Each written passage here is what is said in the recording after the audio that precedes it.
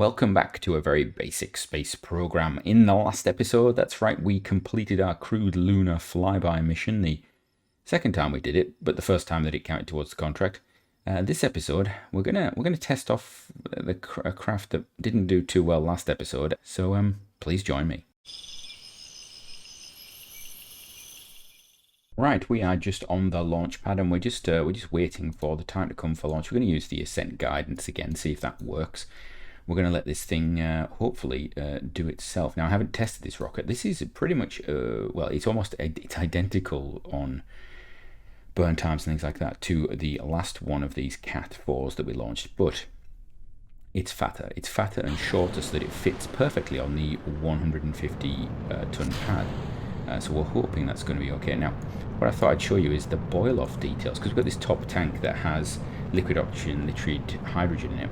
We can actually see the relative boil-off. We can see what's happening there. You can see we're getting a lot of boil-off there and there. Lots of stuff going up. In fact, because we're coming up and we're in the sun, I think, where is the sun at? The sun's around here somewhere.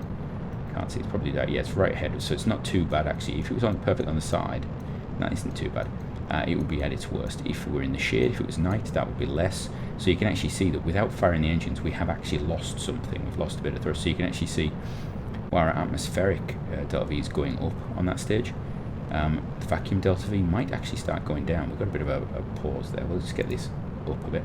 So the other thing I did, we have the periaps moved up to 190 by 200. And we're launching it at the plane, and we've changed that pitch so that it doesn't start pitching until 90. So you can see we're now pitching over. There we go, that's the more standard view for you. So hopefully we get a bit higher before anything goes terribly wrong. And there we go, we've got a bit of a swing on that now. And I think we're going to just slow this down when we get towards burnout. Hopefully we're going to be out of the really thick stuff. But we'll see what happens. We will see how it goes. There we go. Oh, engine's going on. Is it? There we go. Oh, just. So you could see there was full gimbal on that engine there, just forcing it to stay in. Right, let's fast this up a bit, and we can see that as we're burning, we're just, these things are staying the same. Okay, so it's, it's interesting. We one of the big things about this mission is in this payload fairing we have the Cat 4 B, and it has an identical service module to the Dog 4 Dog 3 combo, so we can actually look at how quickly it loses liquid oxygen, liquid nitrogen in that situation. How quickly does it lose it? What happens to it? And that has a massive impact on potentially using fuel cells to the moon or further if we choose to go further in this series. We've got to land on the moon first. We've got to return from the moon first as well, but we'll get onto that in the near future, I think. So let's speed this up a bit. Let's get us going. We're not even heading out of the atmosphere there. There we go. So now you go. You can see, you've seen a bit of this in the previous episode. So here is the Cat, and you can see it's pretty much a cone. It's got this bottom section here, which is, and I can actually probably do this now. We could probably turn this on. So let's run this and dump water. Got one on that side. I believe we have one on this side as well. Do we have one on this side? Come here. You do that while we're doing this. Go on. There we go. We can do this. So we're going to dump the water, run that, and that should give us positive numbers for electric charge. Yeah, we're actually starting to get electric charge build up again now. That's wonderful. And of course up here we have the Asterisk engine that we've used before. That's designed for the, and if you saw the special bonus episode, if you watched it where I was building stuff, you will see we use the Asterisk instead of the AJ whatever it was, primarily just because it's lighter and we don't have to have as much burn on it. And we are in orbit, and you can see we had 400 meters per second. That's not bad actually, is it? Now the interesting thing I've just thought of is this the new version? This is, yeah, this must be so this is the uprated engine here, because it's got 2 ignitions remaining. So we know that. Right, so we are now on orbit. How wonderful. Let's decouple that. What we're going to do is, I think we should intercept with a Hoffman transfer. There we go. When's that going to happen? That's going to happen in a day. Okay. Let's turn the RCS on. Give ourselves a little. Can we do it? Yeah, that's okay. Now we just let us pull ourselves away there. This has, I believe it's unlimited ignitions. We'll just check. That looks okay to me. what we can do is we can actually activate it. There we go. Right. So what I'm going to do is we're going to remove all the nodes. We're going to do an intercept with the Hoffman transfer. There we go. It's 1 day 17 hours. So let's timey-wimey warp for that. Let's execute. Let's have a look. How close is that going to get us? It's going to get us an intercept of 1 point something kilometers, 1.2 kilometers. That's not terrible. It's not brilliant. We could actually probably get it better. I'm tempted to play with it actually. In fact, we're going to have a little play. We're going to have a little play with it because I think we can do better. Let's have a look. Bring this all the way down. What happens if we do that? Oh, we've got 2 intercepts now. Okay. So that means we're gonna head higher, and then this one is 1.2. Okay. What if I do a bit of that? Well, that's a big improvement. All of a sudden, that's interesting. Separation has improved to 300 meters. Can we do a little bit of that? That's not doing anything. What about a bit of this? Nope, that doesn't need to be done. What about a bit of that the other way? 0.2, 0.1, 0.2. There we go. Relative speed is 32, so that will be easy to kill off pretty quickly. So let's execute that node. It's going to roll on us, is it? Now the question here I have is, are you working? Let's watch these top nodes, because if they don't work, we have a problem for docking, potentially. So let's have a look. Can we see? Are you firing? Are we actually... Yes, they are. Okay, that's cool. So we have front and rear nodes firing for docking. Okay. And now this should just auto time warp. I'm hoping.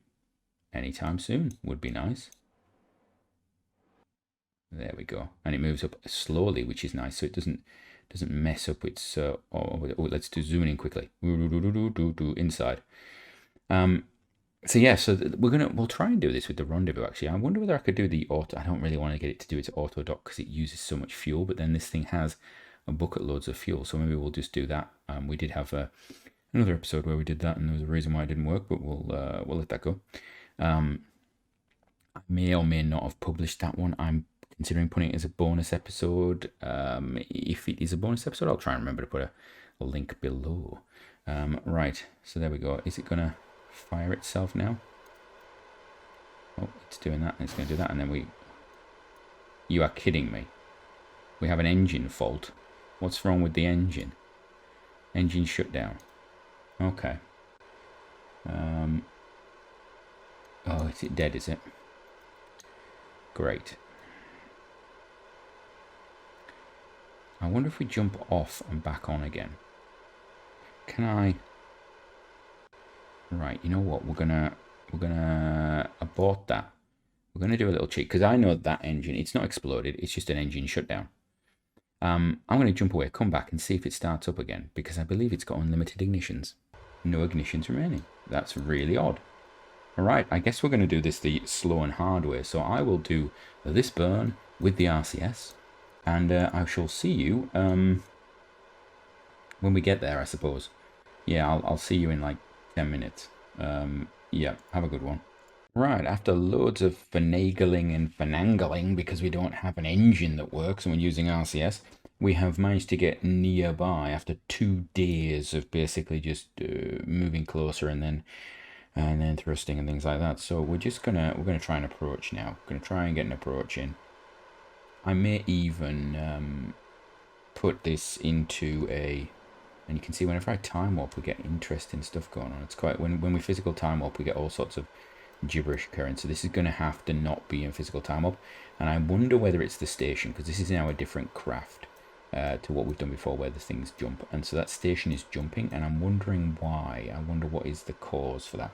You can see on our intersect down here, we have about a 90-meter intercept coming in about 6 minutes. I'm not going to make you wait for that. I will get to that and do it because I can't time warp, but we're going to get within 60 meters, so we'll just do that. So I shall join you when we are back within the 60-meter range. So it's now moved far enough back away from the point that it's now going to move to its starting point, so it's now going to drift across sideways. So what it did was, if I zoom out, we started off underneath the plane. what we actually did was we moved away, well, we moved over here. We moved along until we were beyond this sort of bounding box of the craft. And now it's going to drift sideways until it's above it, and then it'll move forward onto it, I believe, is the way it's designed to do. Yeah, you can see. If we actually, let's see if we can, let's do, yeah, that's better. If we just do that, there we go. Target is not a docking port. Right click on the target. I think you'll find the target is a docking port. Thank you very much. I'm really hoping. How is it to the target has now changed from a docking port, has it? That's interesting. Because that there to me looks like a docking port, if I'm going to be honest with you. I've got it on free camera, so now I'm ruining what we were doing, but that looks like a docking port there to me. If I'm slightly honest with myself. So I'm happy for us to go dock with it. So if we just hold the camera there, you better see. It's just going to drift itself along. Now I can force roll. We could do that. That might make it look a bit better. There you go. So it's now going to actually line up its thrusters with the station, which might be, if you're building a very large station, is advantageous. Particularly this craft is going to stay attached for a while, so actually having thrusters lined up might be useful if we choose to use them. I'm probably not going to use them. I'll probably deactivate them once we're docked, along with a lot of stuff actually on this. We'll try and turn a lot of things off. Let's have a look while we're waiting. So if we come in here, if we got that, there we are. That's the interesting bit. You can see we have used very little of this. Now let's have a look at the boil off. We have got boil off losses 0. So we're in space, we're in the sunlight, we're 0. Now, is that because this is shielding it? Is it being in shade? Is there something going on like that? What, like that's our integral tank. So is it because it's recessed? I don't know. But what that tells me is potentially, and we're going to leave this up for a while because this is, you know, kilograms per hour. We want to leave it for a while. Heat penetration is nothing. There's almost no heat penetration. But we do have a lot of insulating layers on that, if I remember rightly. We'll have to check. I think it's max insulation. So potentially we could actually go long-term around Luna. We could go long-term to Mars, possibly. We'll see. So let's see how we're doing. We're oh, there we are. We're pretty much on target now. You can see moving forward to dock now. There we go. It's going to thrust and it's going to try and bring our program marker onto alignment with the target, and it's going to move in. Oh, isn't this nice? This is nice and calm. We could speed this up right now, but we're going to come in at about 1 meter per second. I'm hoping that we're going to dock. I'm assuming that is a docking port, to be honest with you. That's an Apollo docking port. Are you an Apollo docking port? It won't let me. Interestingly, because it's selected target, it won't let me select it. Let me just check. You are an Apollo. Yeah, you are an Apollo docking port. Oh, can I increase that? Yeah, we'll do that. A little bit unrealistic, but we'll do it anyway because we're in that mindset. So next set of things are going to be the Mars missions, and I think I'm probably going to just take those into orbit and show you them at the end of their going into orbit, possibly the end of their departure burn. We will see, because they're going to be a bit of a faff. There's 4 of them. There's going to be 2 that go early. The comms and the mate 2 will go early, and then we've got the other. The Mel 1 and Mel 2 are going to go as well. We're going to go big time on Mars. We're going to prepare it. The comm system is primarily actually if we send crew there or we send anything else. So there we go. Right. You know what we could do? We can actually aim the camera there, can we? There we go. Look at that. And then we could do that. Whoa, look at that. Isn't that beautiful? What a lovely sight. A little bit of RCS fire coming on in. Now, the question is, are we going to dock? Is it going to dock? Is it going to work? That's the question. A little bit of fire. Actually, there's a lot of RCS fire from the station I'm not happy about. It does not like being in this orientation, I don't think. Right. Here we go. Getting closer. Getting closer. It looks as though it's going to be okay. Of course, that RCS will be firing on the actual docking port, which would be potentially a problem. Right, here we go. Oh, and on. There we are. Right. Next step, we're going to shut down this. We're going to shut down that. We're going to shut down this. Where are we? No, not that one. Shut down. Where's that? How do I? Have I not just done that? How did I? Was I just shut? Yeah, I was. Would help if I shut them down. That would be the better way of doing it, wouldn't it? Disabled. Instead of show me what you can do. That's basically what we just did. Right, hello. Right. Shut down. Shut down. And shut down. Right, we're also going to turn off this. So we're going to stop dumping. We're going to stop that. And we're going to take that. We're going to stop dumping and turn that off. There we go. Right, so we should not have any drain from this now. We're going to also disable crossfeed. So that means this unit is completely separate. This should not go down. So we can leave this up here long term. We know it's about 300 days into the space station's life that this went up there, and we can just keep a monitor on it now. And of course we do have life support stuff on there, and we're actually going to give that the priority to release it. We're going to put that all the way up because we want that used up first, ideally. That's going to get used first, but we will have to unlock that, I think, to do it. That's a good point. We'll just transfer it. We'll just transfer it across when we need to manually. Right. We have a vessel complete. Oh, the Mel 2 has completed while we're doing stuff. Right. One thing to do, final thing, control from here. Put me in the normal place. That's better. Let's get this thing sorted. So that makes that a bit more interesting. What we could do is actually, how much fuel have we used in this? We could transfer some fuel out there into there.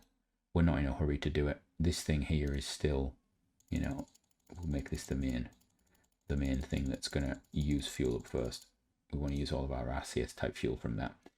Because this thing we just want to leave. At some point that engine will be discarded. This thing will have full accessibility, but currently we're using it as a fuel store, so that's nice. Right, I was going to launch some Mars. Yeah, see, I told you I was going to do it unless something happened, but yeah, I just had a realization that we actually have the dog craft that's going to be ready before the Mars window. So we're actually going to be able to send Dog 4B up. But I thought I want to check something because we had some problems with the Astris engine. So let's actually have a look at what it says. Right, let's have a look. Oh, we can switch different configs, can we? That one's more efficient. I quite like that. Used on Europe 2. Unlimited ignitions. Pressure fed, ullage required. So it has unlimited ignitions. Okay. Extremely unreliable. Oh, well, that would explain everything then. Maybe extremely unreliable. How unreliable is it? Let's actually have a look. Predictive residuals, no. Can we see? Let's have a look. Where are we? The Astris. I thought I'd use the second variant, but obviously I have used the first. That's interesting. We have the second available. So the first one is 90% reliability at max data. Zero data at 60. Oh my lord. Wow. Okay. I think we've identified a flaw. So what we're going to do is we're going to open up. I'm going to open up our craft. We're going to modify them. We're going to change that engine out for the Astris 2 because yeah, we can, and that is crazy career. Right, so I'm going to do that. That might add some time on the builds. I'm not entirely sure. I shall be right back. Here's an interesting one for you. Just a little look. So if we have it set to the original engine, the Astris 1, we are predicting, I suppose the fuel might be different. Yeah, it must be. So the fuel mix must be different. Right, let's have a look at that. Let's see if we can figure out the Astris fuel mix problemo. Not that. Nope, not that. Let's open these up and have a look. This is one of the things I actually quite like about the fact you can toggle those now. Right, if we go in here, remove all tanks, and we want it'll probably be this one. There we go. Okay, so that's more like it because it's more efficient. It takes a little longer to burn, but it is more efficient. We could actually make that even smaller, but let's not do that. Right, let's move those fairings back in. So that is the Dog 4C. Now I am thinking, and comment down below, what would you do? Would you stick with the Astris? We've had issues with it. Although saying that, we've had issues with the AJ10, I think, haven't we? Yeah, the AJ10, where are you? the big AJ 10. There we are, the AJ 10 137. We had issues with that, and that's a supremely reliable engine. So I don't know. Would you keep it? Would you change it for something like? I mean, we have the R4D, which was used on all sorts, the different satellite buses and things like that. I have a feeling something like this was used on the ATV, the ATV, and was it on one of the long range missions? I can't remember. So that might be an option. It's long burning, it's okay ISP, but it isn't got much thrust, so we probably have to have quite a few of them clustered. So that's an option. Or we go with something else. Maybe we just stick with the big engine. I mean, it's how much does it cost? Let's just see. That's 350. How much is the Asterisk? Where is the Asterisk? In fact, where is the Asterisk? I cannot see the Asterisk. Where's the Asterisk? Asterisk would be better if we did that. It's 300. We're saving 50 funds. I mean, it would mean it would be difficult for us to package this. That's the big issue. The Asterisk gives a small package. So comment below, what would you like to do? This is going to allow us to basically keep launching on the 150-ton pad regularly, because we can build these really quickly. If we have to go up to a bigger pad, those pads are often tied up with other craft. The 150 is always going to be free for this. We could just keep going to the space station, keep changing crew and things like that. So yeah, comment down below on that. Let's make the changes I need to make, and then we'll get on with this. Right, that is correct. We are back on the launch pad. We're going to launch Dog 4C. I think this is what we're calling it, Dog 4C. We've got our 3 crew on board. There's a couple of reasons for this. We're not going to Mars straight away because it's about 50 days until our Mars window. I'll have to check, but it's like 45 to 50 days. So we can get a 30-day mission to the station on board here. The other thing is, because these can launch from 150-ton pads, I can keep launching them even when we're doing Mars missions on the 150-ton pad. So we can have one lined up to be built right now while we're finishing off the Mars craft, which is a massive bonus, because while these are on orbit, after we launch the Mars missions, we could send another crew up. That would put 6 crew on orbit. Now we have a mission right now, and we're going to speed this up a little bit actually. We do actually have a mission, and that mission is, it's one of these auto-generate ones, which is that you want to put 4 crew on orbit together, and it gives you about 330,000 funds for it. It's a lot of funds for us basically just putting an extra crew member up. Now, we could send a 2-man crew, a 2 Kerbal crew, a 2-person crew, 2 crew up, or we could send a 1 crew mission up to make it to 4. But I'm also wondering if there's a 5 and 6. I don't know, I haven't looked. There might be a 5 and 6, there might not be. If there is, wonderful. If there isn't, well, it doesn't matter. But we can at least complete that, and it actually makes it really worth our while to launch one of these. It makes the space station semi-useful, actually. It doesn't just a waste of time for us. We're going to slow down just before we do a transition. Let's see how this goes. Are we going to get a nice transition this time? Engine fires. Yes, it does. It ignites nicely. Okay, so that's not bad. That's not bad at all. Let's see how this goes. So let's speed this on. So I will probably find you when we get to orbit. We're just getting towards the end of our burn now. We have about 7 seconds left on it, and we're in. We're done. Wonderful. So again, about 500 meters per second free. That's nice. I could actually put more on this. I could make this craft 500 meters per second lighter, which is maybe an idea actually, just to give us a bit more bump, but maybe at least 300 meters per second lighter. But that's if we're using ascent guidance. Right, let's decouple you, and we're gonna decouple you, activate you. Wonderful. Right, we're going to intercept with the Hoffman transfer. That's going to be in a bit of time, so we need to start our fuel cells, and I actually can't remember how long these have on them. Thinking about it, I can't remember if we actually we minimize these or not. Let me go and check. I suppose we'll have to have a look, because if it's more than 2 days, that could be potentially a problem. Do that, get that going. And then that one is the final one, I think. Get that going. How are we looking?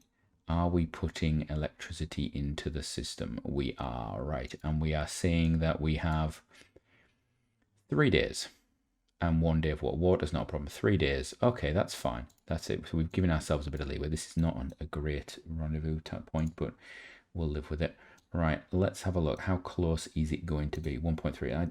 I yet again, not impressed with that.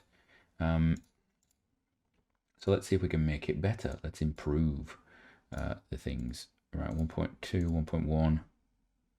The intercept is 0.9, 0.7, 0.6, 0.4, 0.3, 0.4. So that's okay. And then a little bit of that maybe. No, it makes it worse. Can that make it better? No, it makes it worse. So it's probably an inclination thing, but we're not going to play with inclination. We can get rid of the guidance actually while we're there. Right. Let's have a look. Where is that going to take us? That's going to put us, the first intersect is going to be within 300. So we're going to, I think we're going to warp towards it. Yeah, we're going to warp towards it because if we actually have an engine failure on this, we're sending the craft down again because I don't have the wherewithal or the desire to actually do the dragging the craft around orbit again. We will change the design completely. What would you do in that situation? Would you do the same thing? I don't know. I don't know if it's a good idea or not. Right, we're going to go around a few times. I'm going to check our alarm clock while we're doing it. So 44 days. Okay, so this is going to be, we're going to be able to easily get the 30 in because I want to launch probably about 4 days before, 5 days before, because we want to redo the pad for the next set of launches. And we will have 2 launches that go one after the other. So they'll be spread by a day because we've got the unlimited pad and the 700 pad. Right, so let's execute that node, I think. Turn the RCS on. Let's get this going, get this show upon the road. Let's have a look. What does this say? Does it say it's got any ignitions? Oh, it does have ignitions. Sorry, it doesn't have ignitions. So it's not showing any ignitions. So if it has an error, the ignitions are generated, obviously, as part of the program for doing that. Okay. That's not great. I don't like that. That's not perfect. That you're a kilometer out there. I got you very close. That's I'm not happy with that. Let's see if it corrects itself. Does it have the ability to correct? No, it's actually okay. No, it's not terrible. We've just moved to match velocities at the nearest approach. So we've actually just used the rendezvous for this because, you know, we're making the space station program easy. I'm going to let myself, you know, use all the mechjeb gubbins that we can. And now it's frozen up for some reason. Why have we frozen up? Time warp is completed. Hello? What's going on? Ah, we're actually moving to within range of the station. That's probably what it is, isn't it? The station has now got quite large. Yeah, this could be an interesting one. The clock is, there we go. The clock started moving. You can see the clock moving. There we go. Yeah, we're within 2.5K of the station. That's what it was. Right. So we're going to do that. So we're going to execute that maneuver. And what we will do is we'll let this spin itself round. And I might have a little play around with a little bit of the jets just to try and fix that out a bit, like so. Do a bit of that, make us come in a bit closer is actually what I'm thinking. There we go. It's gonna fire the engine straight away, and this is where the engine fails just to annoy me, doesn't it? I can see it already. It's gonna do it. You're right at the last second, isn't it? 3, 2, and then we'll have flying right past. Is that what's gonna happen? Come on. Oh, that was, you know what? I can't trust those engines anymore. That's a real negative. That is a real problem, isn't it? Right, okay. Yeah, that is a problem. Right, we're going to control from there. Let's jump across to this station. I want to dock on the top there. So we're going to control from here. You are going to sit in the normal. Are you anywhere near the normal? No, you are not near the normal. Okay. Turn that off. Put that onto normal. And turn the RCS on. Right. That has rotated horrendously off axis, thinking about it. If we're doing this, we could actually dock on one of these ports, but do I want to? I could. We could, if we're going to do automated docking, we could dock down here. You know what? We'll just dock on the top, nice and tall as it is, like I originally planned, and then we'll bring any other craft in for crewed missions. Crew will all dock on this side here. Automated stuff down the bottom here. It's not important. Right, there we go. Are you gonna hold? Right, and then what we're gonna do is we're gonna switch this back to that. There you go. Are you gonna just, you're just gonna hold it, are you? That's nice. Now if we jump back, right, let's get on with the docking. Where are you? Where have you gone? Where are you? Hello, there you are. Right, let's bring this in. Let's get the docking done. Yet another docking autopilot moment. Engage, thank you. There we go. So, moving at -1 meter per second to get on the correct side of the target. Okay, let's see what this thing does. Can it do it from this range? I again will cut this quite considerably because you don't need to see it just drifting through space randomly. So that's what we're going to do. As we approach, because all we're doing now, you can see we're the docking autopilot is moving us to the correct side. It's taking a wide berth around what it sees as sort of the bounding box of the station, goes to one side and goes past it to then get itself on the correct side, and it's going to straighten itself up and come in for the dock. But the interesting thing is here, the docking with the docking autopilot is really, I think, inefficient. If you've not got much in the way of RCS and fuel and things like that, don't use it. But we're using that main tank. We've used about 3 meters per second so far, just approaching the station. And we're going to keep using it. But we've got almost 800 meters per second in this tank, which after doing the maneuvers we've done, means we've got a lot of actually excess delta V on this craft. We could, in that launch stage, we have at least 500 we could get rid of. I'd probably get rid of 300 just to think about it. And then we could actually cut down this upper craft as well, which means if we take the fuel off, we half the amount of delta V this has got. We could change the engines. We could put something that's a little bit more reliable on. Then we don't have to worry about the asterisk. So I can see this evolving yet again. And I can see that launch vehicle changing. We might just keep the launch vehicle where it is, mainly because it's not worth it for any reason to do it. We've got extra fuel on board. It gets us out of trouble potentially if there's a problem with one of the engines not being as efficient as possible, or if the launch has a problem, or we have something stuck, or I do something, or I decide to do it manually. It gives us a bit of a give. But this craft here, it has probably got, I would say, even on a bad day, we would probably get rid of at least 300 meters per second off that, and that's pure weight on the final payload. So that potentially is a big change for us. Given the fact the craft is, what are we looking at? We're looking at a 5.5 ton craft. We might save, you know, 0.2 of a ton, 0.4 of a ton doing that. If we can get it under 5 tons, that is a really light craft. Alternatively, we could actually give ourselves some more life support, so this thing could actually take longer getting places, and that might actually be a better trade-off. Right, so we're just going to move past this. I will jump back when we're about to dock, I think, and then we can have a look at the station and see the missions that we need to get done. Right, we are now above, and yet again we get the target is not a docking port. Right-click to target a docking port. So obviously, the Apollo docking port is not classed as a docking port by MechJeb's auto docking pilot. That's interesting, isn't it? So we're now just moving towards the starting positions. That means we're just moving sideways, and you can see we've got. Let's move into chase view. No, not chase view. Yes, chase view. We'll do that. There we go. We'll position ourselves like so, and we can see it as it moves over the top there. Isn't that nice? That's lovely. Right.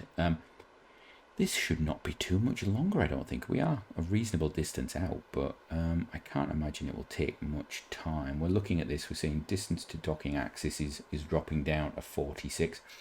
I will get back to you when we're down to distance being ready to change and for us to drive towards the docking. We are now moving in towards our final target. This should be an easy dock, I think. I think it's just going to fire itself on. I'm so tempted to do the speedy up button right now and see what happens, but you know what? You can see I've kept the rendezvous planner up. You can see that the separation at close approach is flicking backwards and forwards. We're on millimeters there, meters then millimeters, and that's just, I think, as it's doing a little bit of refining on its approach there. You can see we're down to 600 millimeters.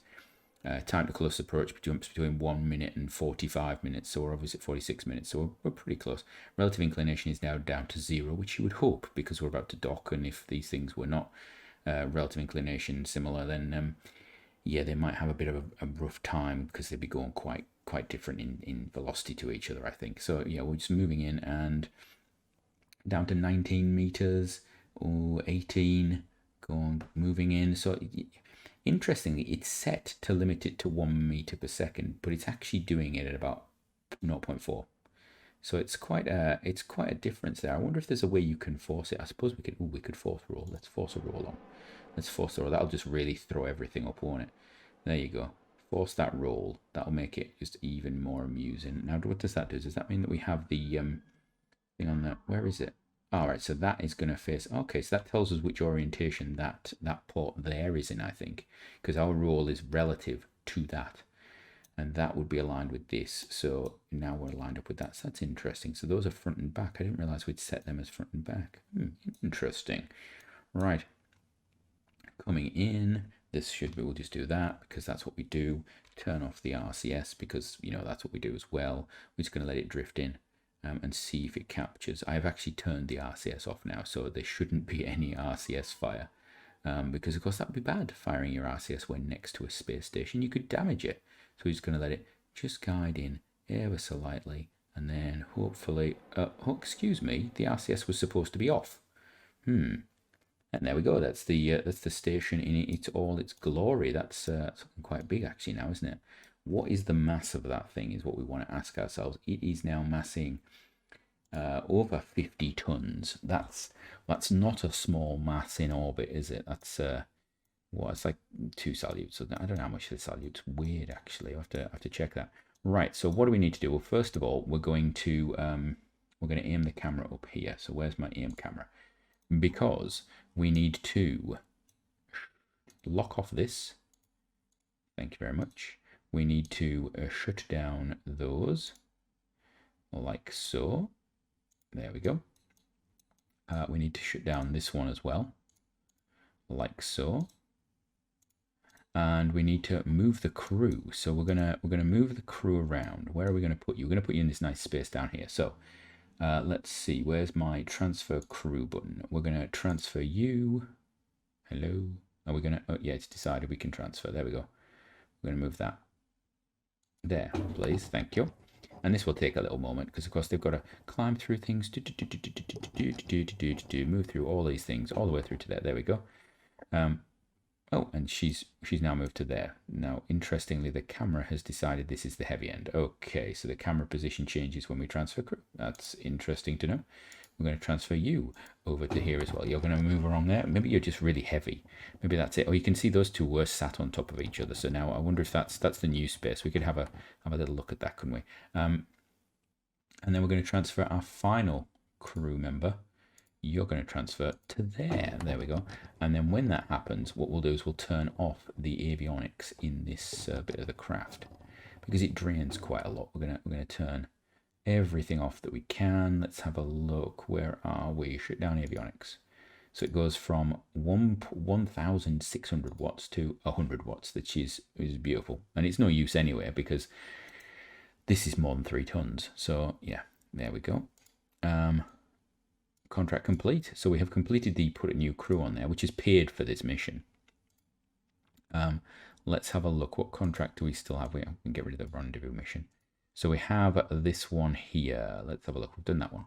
Where is my 30 days? We've got 30 days and we've got time on it. So I think what I will do in between episodes is, what is that? Oh, that's debris. Is that the, wow, that must be the bottom of this. Still 13 kilometers away. That's a little concerning, isn't it? We'll just leave this here and see how the crew, actually, let's just check. What are the crew looking like? They're, looking like for health and well-being and stuff. Their comfort is good because they have, they don't have a panorama. They don't have any plants, but they do have exercise. They're not alone and they can call home. That's lovely. Got 70% factor. They've got EVAs available. We've got lots of those. We've got pressure's good. We've got CO2's not a problem. Shielding's good. We have food for a year, water for a year, oxygen for 7 days. Interesting. How do I only have oxygen? Oh, because we have liquid oxygen for... Okay. That's a little concerning. Liquid hydrogen. Let's have a good look at this. Where are my supplies? We've got oxygen there.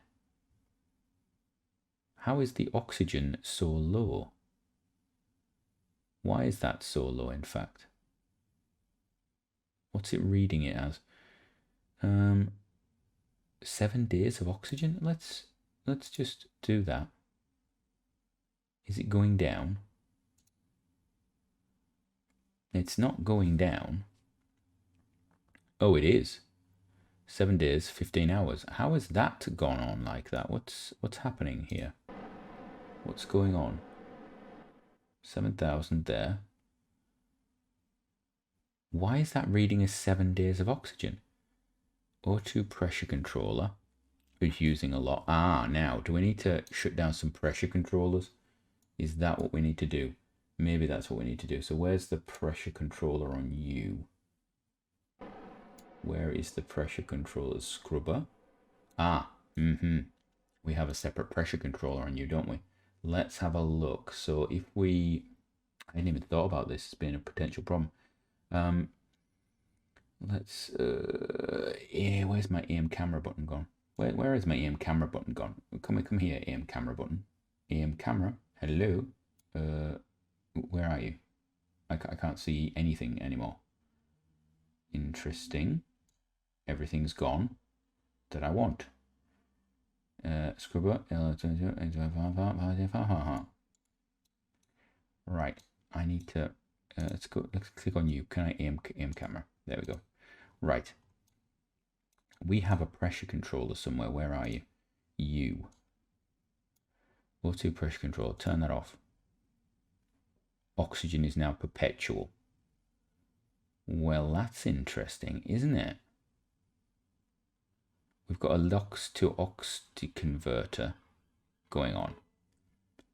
Interesting. Now, what if we just what if we turn this off for transfer? Disable crossfeed. So where's the LOX? Where is my LOX? Show me my LOX tanks. Because it's now saying that I've got a oxygen to LOX converter, but I don't have one of those. Liquid oxygen to oxygen converter.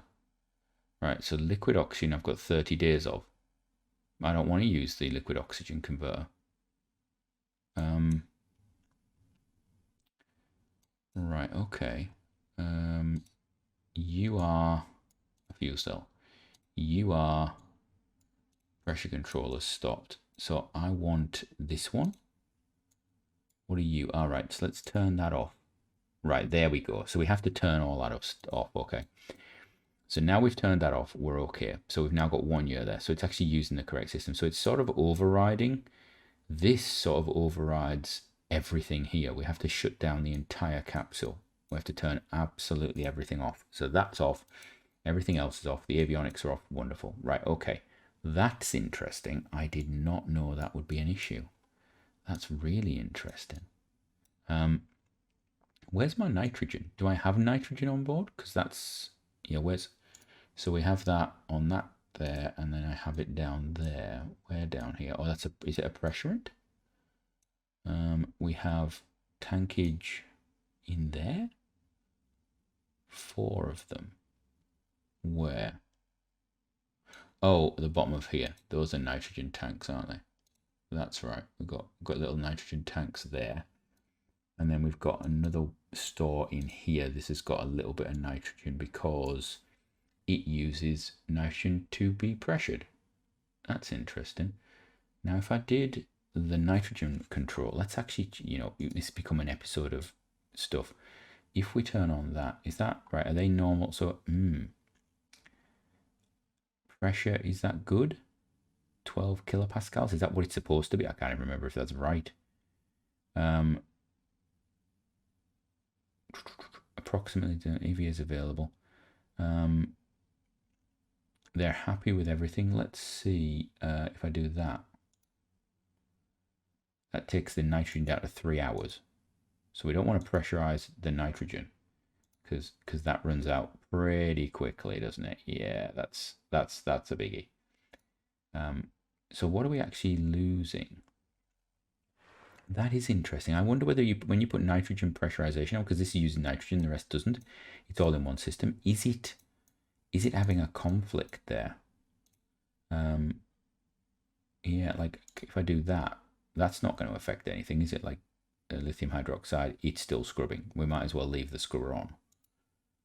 In fact, we'll run it because we might as well. That's interesting. Okay, all right. So what I'm going to do is I'm going to leave it there. We're going to leave it, see what happens, see what's going on. I'm going to get rid of the nitrogen things if I can figure out how I've got them up in the first place. Oh, there we go. Yeah, we're going to leave this on orbit. We'll aim the camera somewhere suitable, like the middle of the station. We'll leave it on orbit for 30 days, and hopefully everything will work out. And again, if you do anything like this, always have a look, see what's going on. So from me and this episode, until next time when we will send some stuff to Mars. I promise we will send something to Mars. Until then, have a great one.